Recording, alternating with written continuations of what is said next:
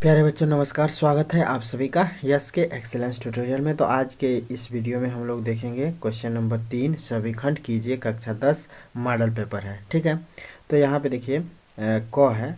तो क है कि कह रहा है कि सिद्ध कीजिए कि अंडर रूट 3 एक जो है अपरिमेय संख्या है।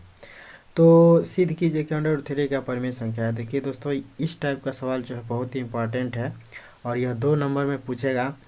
तो यह जो है इसमें से एक क्वेश्चन जरूर पूछेगा कि सिद्ध कीजिए कि अंडर रूट 3 एक अपरिमेय संख्या है, या अंडर रूट 5 एक अपरिमेय संख्या है, या अंडर रूट 2 एक अपरिमेय संख्या है। तो यह सवाल एक जरूर पूछेगा।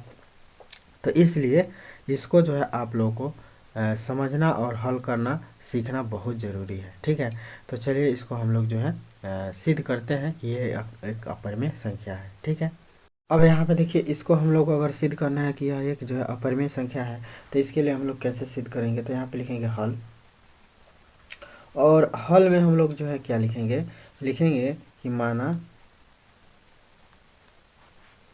माना कि देखिए, अगर यह अपरिमेय संख्या सिद्ध करना है कि यह एक अपरिमेय संख्या है, तो मान लीजिए अगर एक अपरिमेय संख्या नहीं है तो एक परिमेय संख्या होगा, यही ना।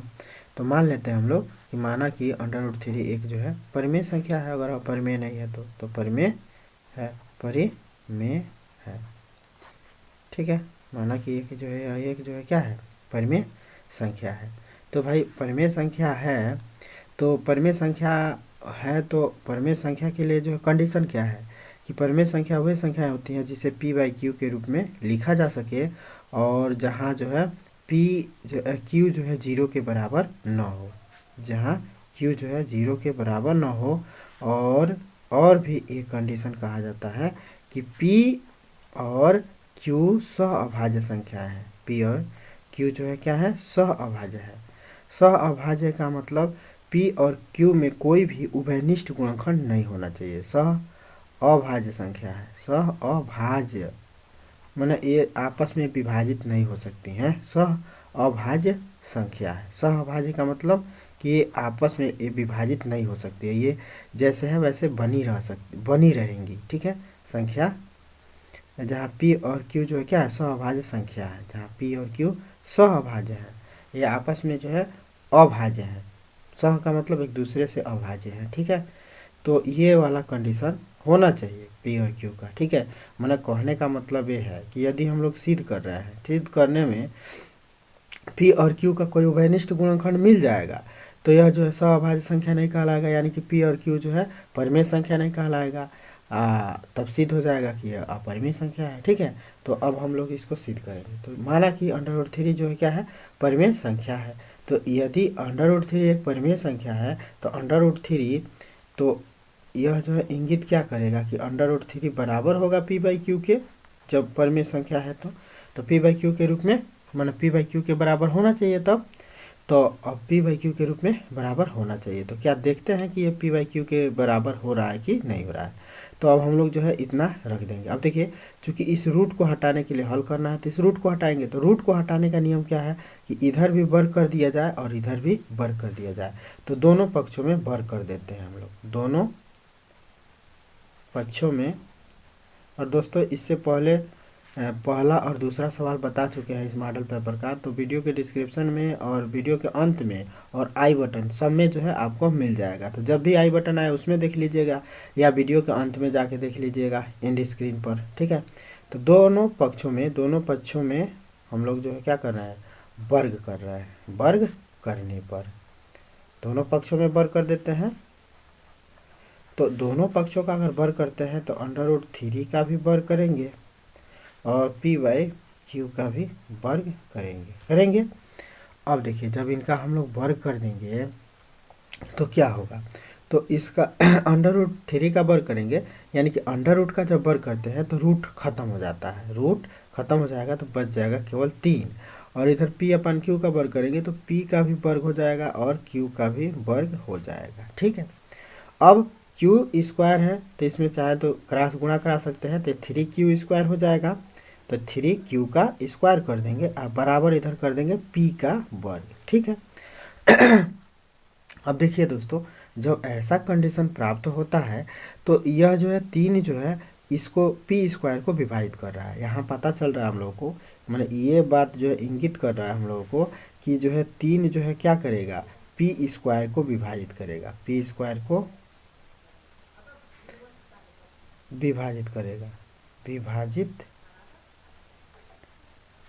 करेगा। ठीक है, ये जो है इसको विभाजित करेगा। ठीक है, तो यदि 3 पी स्क्वायर को विभाजित कर रहा है तो 3 जो है पी को भी विभाजित करेगा, 3 पी को भी विभाजित करेगा, नहीं करेगा? अब देखिए, अभी समझा देते हैं आप लोगों को, 1 मिनट रुकिए। विभाजित करेगा, करेगा ना? यहाँ पे देखिए, यहाँ पे हम लोग क्यों कह रहे हैं कि 3 पी स्क्वायर को विभाजित करेगा?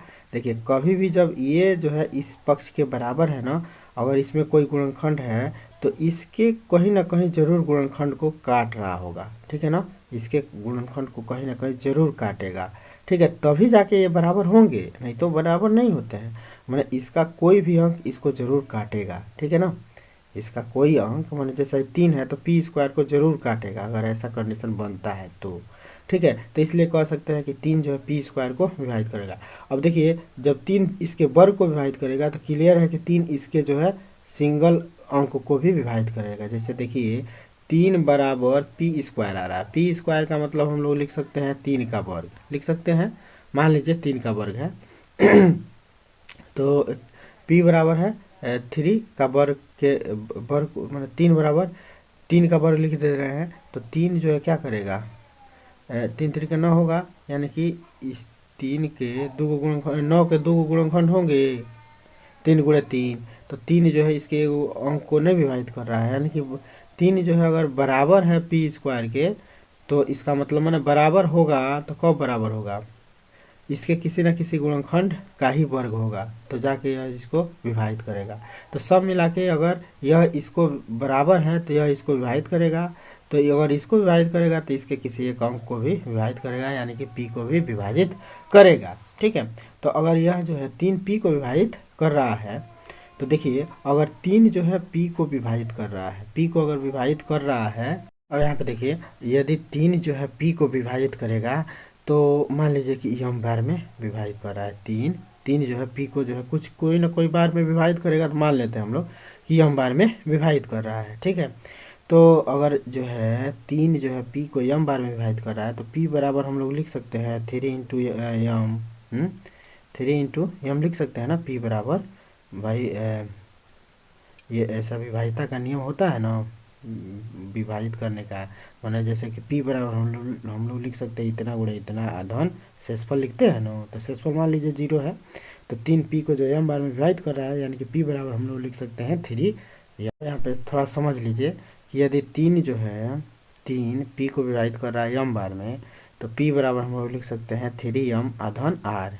मान लीजिए शेषफल जो है इसमें 0 है, तो शेषफल 0 है, तो यानी कि पी बराबर हम लोग 3m लिख सकते हैं। ठीक है, तो यदि हम लोग p बराबर 3m लिख सकते हैं तो लिख सकते हैं हम लोग, माना यहाँ पे माना गया है, माना कि p बराबर 3m है। ठीक है, अब इसमें देखिए इसको हम लोग जो है समीकरण नंबर 1 कह देंगे। ठीक है, और इस बात को समीकरण 2 कहेंगे। ठीक है, ये जो है कर लीजिएगा मार्किंग। ठीक है, अब यहाँ पे देखिए, माना p बराबर 3m है। ठीक है, तो अगर p बराबर 3m है तो अगर हम लोग p के जगह पे मान भर दें, क्या समीकरण 1 में अगर मान भर दें, ठीक है, p के इस मान को समीकरण 1 में रखते हैं। ठीक है, तो समीकरण 1 में p बराबर 3m रखने पर, मैंने जानते हैं कहाँ ऐसा कर रहे हैं हम लोग, यहाँ पे हम लोग दिखा दिए कि 3 जो है p को विभाजित कर रहा है।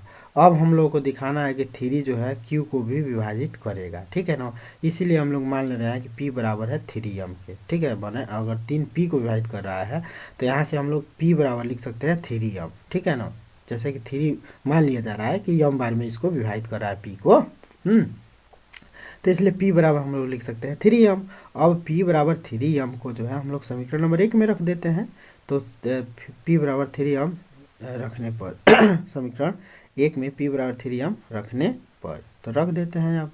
तो समीकरण 1 में अगर हम लोग p बराबर 3m रखते हैं तो 3q का स्क्वायर रहेगा, इधर जो है क्या हो जाएगा, p बराबर 3m का स्क्वायर हो जाएगा, होगा। तो अब यहाँ पे देखिए क्या हो रहा है, 3 और क्यू का वर्ग बराबर यहाँ पे क्या हो जाएगा, 3 3 9 और एम का स्क्वायर होगा ना। अब 3 से इसको काट सकते हैं, 3 3 9, तो यहाँ पे हो सकता है क्यू का वर्ग बराबर 3 और एम का वर्ग। अब यहाँ पे देखिए अब 3 जो है क्या करेगा, क्यू स्क्वायर को विभाजित करेगा, है ना। मैंने यहाँ पे देखिए जब यह जो है इसको विभाजित कर रहा है तो यह जो है इसको भी विभाजित करेगा, ऐसा जो है नियम है, ठीक है। तो विभाजित करेगा तो हम लोग लिख सकते हैं यहाँ पे कि यहाँ पे 3 जो है क्यू स्क्वायर को विभाजित करेगा, क्यू स्क्वायर को विभाजित करेगा,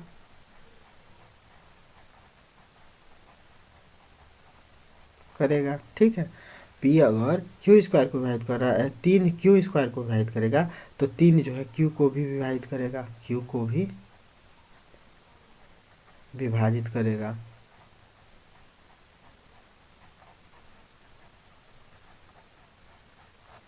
ठीक है, विभाजित करेगा।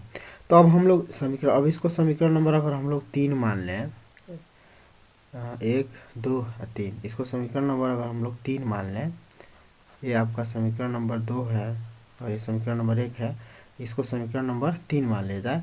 अब समीकरण 3 को देखिए, समीकरण 2 को देखिए, समीकरण 2 में देखिए 3 पी को विभाजित कर रहा है और यहाँ पे समीकरण 3 में जो है 3 क्यू को विभाजित कर रहा है, यानी कि पी और क्यू जो है सअभाज्य संख्या कहाँ हो रहे हैं, यानी कि पी और क्यू को जो है 3 विभाजित कर रहा है, यानी कि पी और क्यू में 3 जो है क्या होगा, निष्ठ है।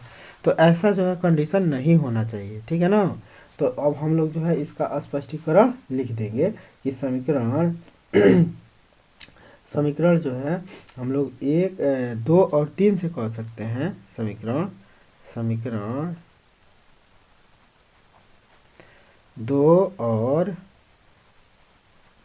ये जिस भाषा में लिखे हैं वैसे ही लिखेंगे, समीकरण 2 और समीकरण 3 से पता चल रहा है, समीकरण 2 और 3 से पता चल रहा है कि जो है कि पी और क्यू 3 से विभाज्य है, पी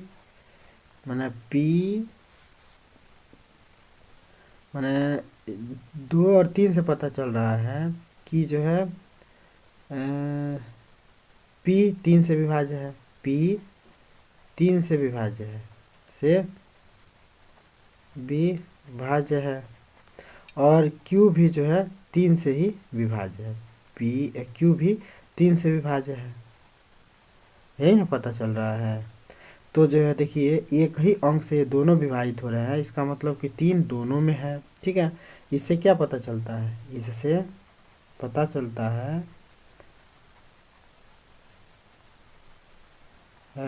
कि पी और 3 का जो है क्या है, पी और क्यू का विभाजक क्या है, भाजित करने वाला, मतलब पी और क्यू में उभयनिष्ठ है, पी और क्यू में जो है 3 क्या है, उभयनिष्ठ गुणनखंड है, ठीक है ना।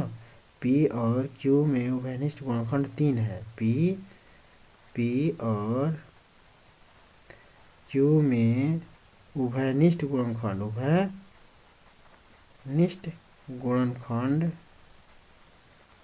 क्या है, 3 है, जबकि ऐसा नहीं होना चाहिए, उभयनिष्ठ गुणनखंड नहीं प्राप्त होना चाहिए पी और क्यू में, जबकि जो हमारी कल्पना के विरोधाभास है, यही जो है हमारी कल्पना के विरोधाभास है, क्योंकि हमने कल्पना किया है कि ये जो है क्या है, परिमेय संख्या है, और परिमेय संख्या में इनका उभयनिष्ठ गुणनखंड नहीं मिलना चाहिए, ठीक है। तो यह हमारे जो है क्या है, कल्पना का विरोधाभास है, ठीक है ना।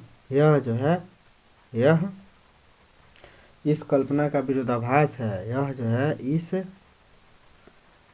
कल्पना का विरोधाभास है, विरोधाभास है क्या, कि हम लोग इसको परिमेय संख्या माने हैं, ठीक है। विरोधाभास है कि यह एक जो है परिमेय संख्या है, विरोधाभास है, ठीक है।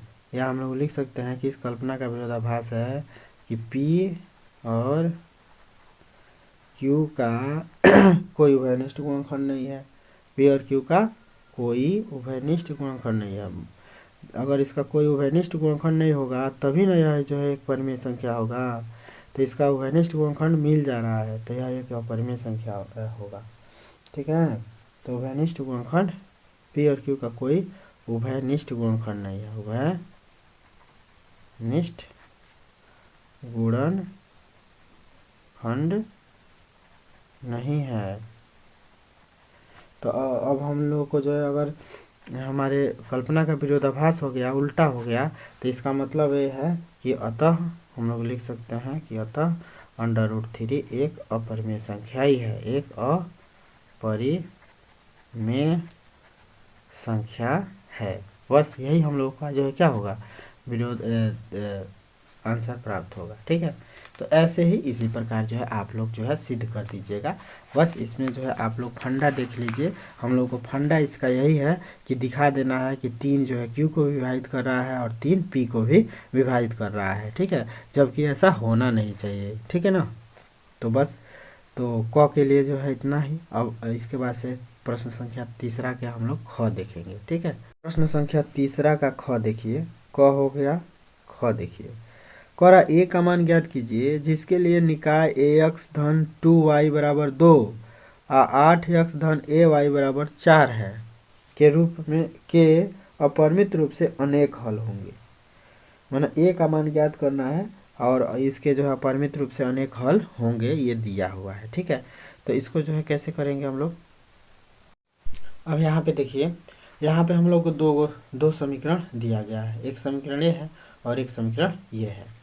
तो ये x धन 2y बराबर 2 है, तो इसको हम लोग लिख सकते हैं ax धन 2y माइनस में 2 बराबर 0, क्योंकि इसको 0 करना जरूरी होता है। ठीक है, तो इसी तरह से यहाँ पे 8x धन ay बराबर दिया हुआ है 4, तो इसको हम लोग लिख सकते हैं 8x प्लस में ay माइनस में जो है 4 बराबर 0 लिख सकते हैं।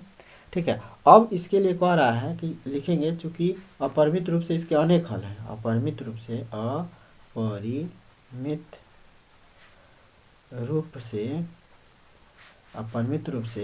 अनेक हल हैं। तो ऐसे कंडीशन में क्या होता है, अनेक हल है। तो जब अपरिमित रूप से अनेक हल होते हैं तो a1 अपान a2 बराबर होता है b1 अपान b2 के, ये बराबर होता है c1 अपान c2 के। तो यह जो है मान हम लोग निकालते हैं, तो इसमें जो है आपको a1 मिल जाता है। ठीक है, और यहाँ पे आपको a2 मिल जाएगा। मैंने इसको a1 x धन b1 y धन इसको तुलना करेंगे ना, a1 x धन b1 y धन c बराबर 0 से तुलना करेंगे इसको। ये दूसरा समीकरण है, तो a2 x धन इसको तुलना करेंगे ना, तो a2 x धन b2 y धन में c बराबर 0। तो यहाँ से हम लोग a1 और a2 का मान निकाल लेंगे। a2 के जगह पे 8 लिखेंगे और a1 का मान यहाँ से तुलना कर रहे हैं हम लोग, इस समीकरण से इसकी तुलना कर रहे हैं इसकी। ठीक है भाई, यही अपना दो चरों वाला रैखिक समीकरण का मानक समीकरण है, तो मानक सूत्र से जो हम लोग इससे तुलना कर देंगे। पहला समीकरण है तो a1 a2 इसमें मिल जाएगा, a1 और b1 और c1 मिल जाएगा, और यहाँ से a2 b2 और c2 मिल जाएगा।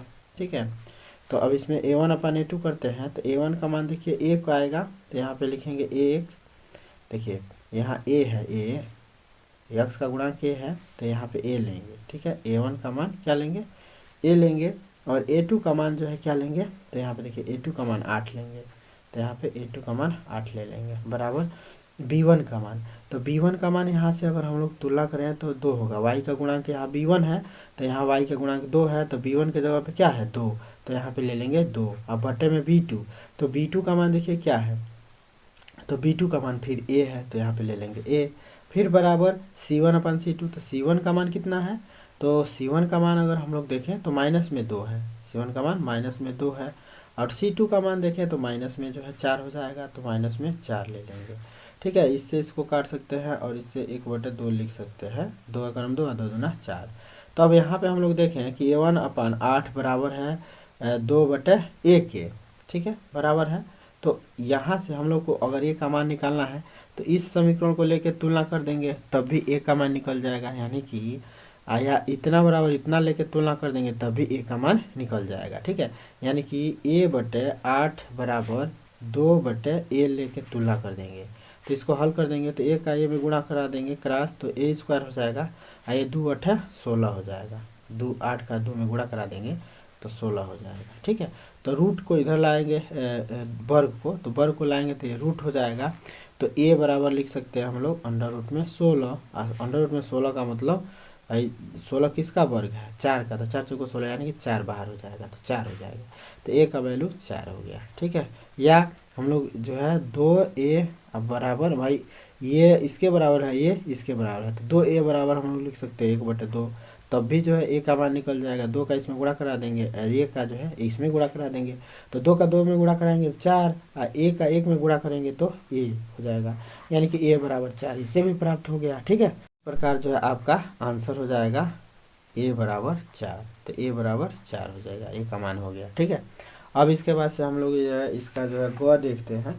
ठीक है, तो ग देखिए कह रहा है कि दिए गए चित्र में पी एस बटे एस क्यू बराबर है पी टी बटे टी आर के, पी एस बटे एस क्यू बराबर है पी टी बटे टी आर के, तथा जो है पी एस टी यानी कि पी एस टी यानी कि ये वाला कोण जो है बराबर है इस कोण के। ठीक है, तो सिद्ध करना है कि त्रिभुज पी क्यू आर एक जो है समद्विबाहु त्रिभुज है। पी क्यू आर एक समद्विबाहु है। तो देखिए अगर इसको हम लोग को बताना है कि ये समद्विबाहु त्रिभुज है, तो यानी कि ये कोण और ये कोण जो है हम लोग को बराबर दिखाना पड़ेगा। ठीक है, ये वाला कोण इस कोण के बराबर दिखाना पड़ेगा, तब जाके ये जो है पी क्यू बराबर होगा पी आर के। ठीक है, तो इसको जो है देखिए इसको हम लोग को बराबर दिखाना है ना, तो इस त्रिभुज को और ये बड़का त्रिभुज को, माने कहने का मतलब यह है कि पी एस टी एक त्रिभुज बन रहा है और फिर पी क्यू आर एक त्रिभुज बन रहा है ना, तो इन दोनों त्रिभुजों को जो है सबसे पहले हम लोग को समरूप सिद्ध करना पड़ेगा। ठीक है,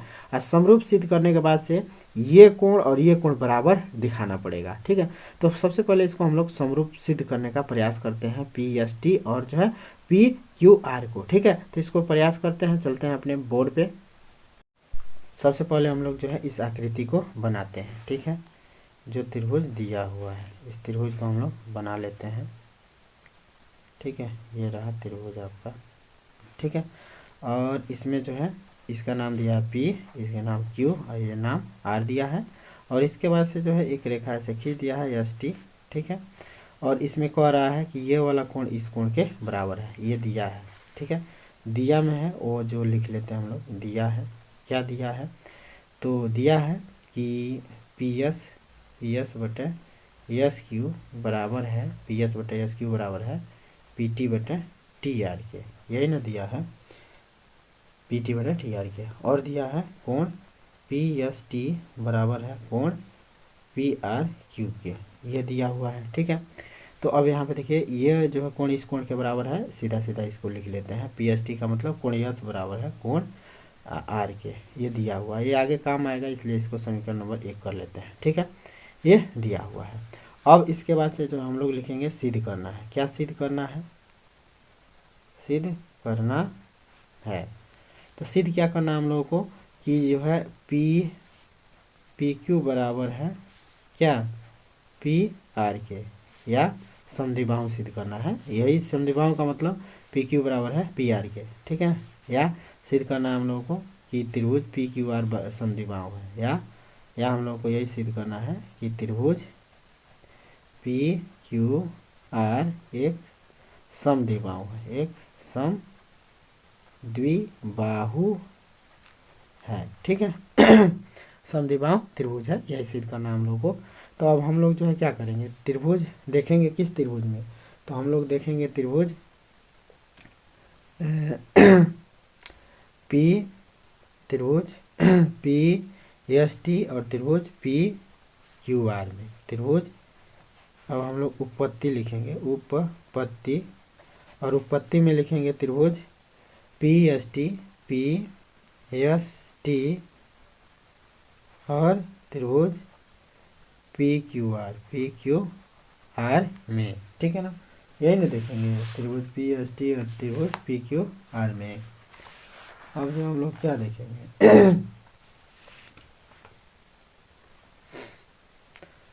अब अगर हम लोग देखें तो अब हम लोग इसको देखते हैं त्रिभुज पी एस टी और त्रिभुज पी क्यू आर में। पी एस टी और पी क्यू आर में अगर हम लोग देखें तो ये देखिए ये वाला जो है एंगल कोण पी जो है दोनों में है, कोण पी जो है दोनों में है, तो हम लोग लिख सकते हैं कोण पी बराबर है कोण पी के, है ना। अब इसके बाद से अगर हम लोग देखें तो क्या अब इसमें ये भी दिया हुआ है, ये कोण यस बराबर कोण आर के ये दिया हुआ है, कोण यस बराबर कोण आर के ये दिया हुआ है दिया है, ठीक है। तो दिया है, इसको समीकरण 1 मानते हैं, इस समीकरण को यहाँ मत मानिए, तो यहाँ पे 1 मान लेते हैं, ठीक है। दिया हुआ है। अब हम लोग को चूँकि क्या करना है दोस्तों कि केवल एक कोण से तो ये समरूप होगा नहीं, ठीक है, और इसका एक कोण ये इसके बराबर है और ये कोण जो है इसके बराबर हो जाता तब ना, तो ये हो नहीं पाएगा। तो क्या करते हैं, ये कोण बराबर दे दिया इसके और ये कोण दोनों में वनिष्ठ है, तो इसमें जो है ये इस किसी त्रिभुज के दो कोण अगर बराबर हो जाए तो त्रिभुज जो है समरूप नहीं हो जाएंगे। भाई दो कोण बराबर हो तो ये वाला त्रिभुज जो है, चलिए अगर समरूप नहीं हो रहा है दो कोण बराबर से, हाँ किसी त्रिभुज के, चलिए इसको हम लोग जो है क्या करते हैं अनुपातिक दिखा देते हैं, ठीक है। तो अनुपातिक से जो है ये समरूप सिद्ध हो जाएंगे।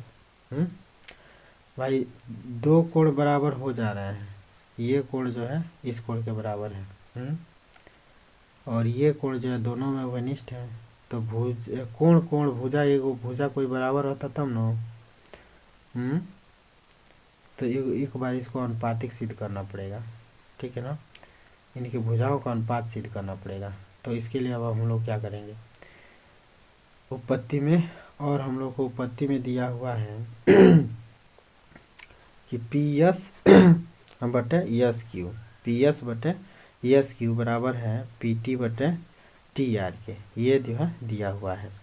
तो इससे हम लोग लिख सकते हैं दोस्तों पी एस बटे एस क्यू। तो देखिए एस क्यू का मतलब हम लोग लिख सकते हैं पी क्यू में से एस पी घटा दें, पी क्यू में से एस क्यू घटा दें, तो आराम से हम लोग जो है एस क्यू बराबर लिख सकते हैं। मैंने यहाँ पे एस क्यू बराबर हम लोग लिख सकते हैं पूरा भुजा में से, मैंने ये पूरा भुजा पी क्यू है, पी क्यू में से एस पी घटा दिया जाए तो एस क्यू नहीं निकल जाएगा, तो P Q minus S P कर सकते हैं हम लोग, ठीक है। और उसी तरह से यहाँ पे देखिए टी आर बराबर हम लोग लिख सकते हैं पी आर माइनस में कितना, पी आर में से पी टी घटा देंगे तो ये वाला टी आर का मतलब निकल जाएगा, टी आर बराबर P R minus P T कर देंगे, ठीक है। तो अब यहाँ पे देखिए तो पी टी को जो है पी टी रहने देंगे और टी आर बराबर हम लोग लिख सकते हैं P R minus P T लिख सकते हैं, ठीक है। अब देखिए क्रॉस गुणा करा देंगे इसका इसमें, तो पी एस हो जाएगा और पी आर माइनस में पी टी हो जाएगा, और इसका क्रॉस गुणा कराएंगे तो पी टी इंटू जो है क्या हो जाएगा P Q minus S Q हो जाएगा। ये जो है अनुपातिक सिद्ध करने के लिए करना पड़ रहा है, ठीक है। तो अब देखिए इसका इसमें गुणा करा देंगे तो P S into P are हो जाएगा, P S into P are हो जाएगा होगा, और माइनस में P S into P T हो जाएगा होगा बराबर, यहाँ पे देखिए पी टी का पी क्यू में गुणा करेंगे तो P T into P Q हो जाएगा और फिर माइनस में पी टी इंटू क्या हो जाएगा एस क्यू हो जाएगा एस क्यू हो जाएगा। तो अब देखिए इसमें जो है पी एस और पी टू। अब पी टी माने P S into P T है। अब P S P T into S P T. T R बराबर हम लोग जो है क्या लिए हैं, एस क्यू थोड़ी ना होगा, पी एस पी होगा ना। ये एस पी है, सॉरी यहाँ पे देखिए एस पी होगा, तो हमने जो है गलती ले लिया है, एस क्यू ले लिया, इसलिए गड़बड़ हो रहा है, कटेगा ये, ठीक है ना। तो इसका जो है पी टी है, तो यहाँ पे एस पी रहेगा, एस पी रहेगा, तो एस पी होना चाहिए यहाँ पे, ठीक है, तभी ये कटेगा, ठीक है ना। P T into S P, अब P T into S P आ रहा है, ये भी माइनस में, ये भी माइनस में है। तो ऐसा जो है देखिए, बराबर के इधर है, बराबर के इधर समान चिन्ह है, और बराबर के इधर समान चिन्ह है, ठीक है। तो ये जो है ख़त्म हो जाएगा, क्योंकि देखिए इस पार्ट को, ये दोनों बराबर है ना, एक जैसे है, तो ये इधर आएगा, तो ये इधर आएगा बराबर के इधर, तो ये प्लस में हो जाएगा, ये माइनस में है, तो ये ख़त्म हो जाएगा, हो गया। अब हम लोग इतना लिख सकते हैं, P S into P R बराबर P T into P Q लिख सकते हैं, लिख सकते हैं ना। तो यहाँ पे अब देखिए, हम लोगों को जो है चूँकि अनुपात दिखाना है, ये हम लोग को अनुपातिक इसको दिखाना है कि पी एस बटे पी क्यू हो जाए, है पी टी बटे पी आर हो जाए, ऐसे कुछ हो जाए, ठीक है। तो इसको दिखाने के लिए हम लोग क्या करेंगे, अब देखिए पी एस बटे हम लोग को क्या चाहिए, पी क्यू चाहिए, तो पी क्यू को इधर ला देते हैं, तो पी एस गुणा में है तो इधर आएगा तो भाग होकर करेगा, तो पी एस अपन पी क्यू हो जाएगा। अब बराबर इधर देखिए पी आर को इधर ले जाते हैं, तो पी टी बटे आराम से जो है पी आर हो जाएगा हम लोग को, ठीक है। माने पी एस बटे पी क्यू प्राप्त हो गया। आप माने देखिए, अरे यही ना त्रिभुज है, हम फिर से बना देते हैं ताकि यहाँ पे दिखे आपको। तो पी क्यू आर है, ठीक है, फिर है एस है और टी है, ठीक है। तो यहाँ दिखाने के लिए बना रहे हैं। अब यहाँ पे देखिए पी एस बटे पी क्यू आ गया, पी एस बटे पी क्यू, ये टोटल आ गया। फिर यहाँ पे पी टी बटे पूरा पी आर आ गया। तो इस प्रकार से जो है देखिए, इसकी भुजाओं का अनुपात जो है बराबर हो गया। तो जब भुजाएं अनुपातिक हैं, जब भुजाएं अनुपातिक हैं, तो यह त्रिभुज माने भुजा अनुपातिक हो गया, ठीक है, भुजा अनुपातिक हो गया, भुजा भी अनुपातिक हो गया। इसको समीकरण नंबर देखिए, इसको समीकरण 1 नाम दे दिए हैं, समीकरण 1 हो गया, तो इसको समीकरण 2 कह सकते हैं। तो समीकरण 1 और 2 से भुजाएं अनुपातिक है, ये कोण भी बराबर है, तो समीकरण 1 और 2 से हम लोग कह सकते हैं कि त्रिभुज पी एस टी, त्रिभुज पी एस टी समरूप है त्रिभुज पी क्यू आर के, ठीक है। तो जब ये समरूप हो गए, तो इस देखिए अब ये जो है इसके बराबर दिया ही है, ठीक है, और ये जो है बराबर हो ही जा रहा है। अब यहाँ पे देखिए, जब ये समरूप त्रिभुज है, तो समरूप त्रिभुज के संगत कोण बराबर हो जाएंगे, ठीक है। तो समरूप त्रिभुज के संगत कोण बराबर होंगे, तो इस कोण के संगत ये वाला कोण है, ठीक है। तो ये समरूप है, इसलिए हम लोग लिख सकते हैं कि जो है कोण यस बराबर हो जाएगा कोण क्यू के, कोण यस बराबर हो जाएगा कोण क्यू के, हो जाएगा। और कोण ये वाला कोण टी बराबर हो सकता है कोण आर के, कोण टी बराबर हो सकता है कोण आर के, होगा, बराबर हो जाएगा। और हम लोगों को जो है दिया गया है कि कोण यस बराबर है कोण आर के, ये दिया गया है, ये जो है दिया है, या समीकरण 1 से भी कह सकते हैं हम लोग, ये दिया है, या 1 से कह सकते हैं कि कोण यस बराबर है कोण आर के। तो देखिए यहाँ पे ये जो है कोण यस बराबर हो गया कोण क्यू के, कोण यस बराबर कोण क्यू के हो गया। इसको हम लोग समीकरण नंबर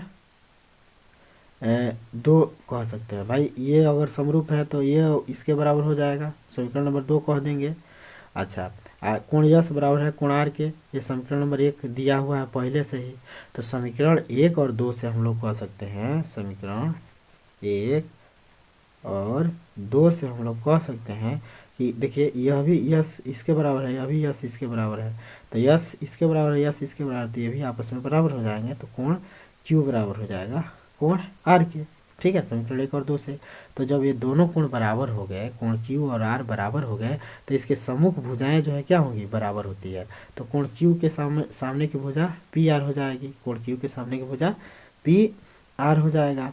ये जो है कोण आर के सामने की भुजा पी क्यू हो जाएगा। ठीक है, तो ये दोनों बराबर हो गए। कोण देखिए कोण कोण क्यू है तो इसके सामने की भुजा पी आर बराबर हो जाएगा कोण क्यू है कोण आर है तो इसके सामने की भुजा पी क्यू बराबर हो गया। तो ये दोनों बराबर हो गए, यही हम लोग को सिद्ध करना था।